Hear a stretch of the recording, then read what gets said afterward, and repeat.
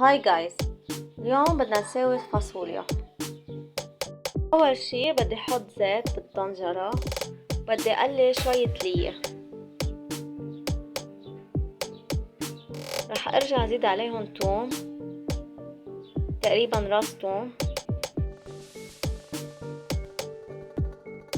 اتركهم شوي وبرجع بزيد عليهم اللحمة.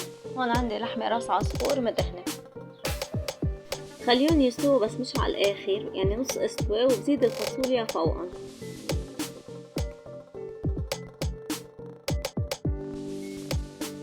وبرجع ازيد المي فوقهم. هون بتزيدوا مي حسب انتو قد ايه بتحبوا المرقة تكون. هون عم نشيل الزنخة اللي على الوجه، برجع بزيد عليهم ملعقتين رب البندورة، بدي افرم على جنب كزبرة وزيدها فوقهم. بس تستوي حبة الفاصوليا بزيد الكزبرة فوقهم ودقيقتين وبتطفي تحتهم. شوفوا ملا منظر صحتين.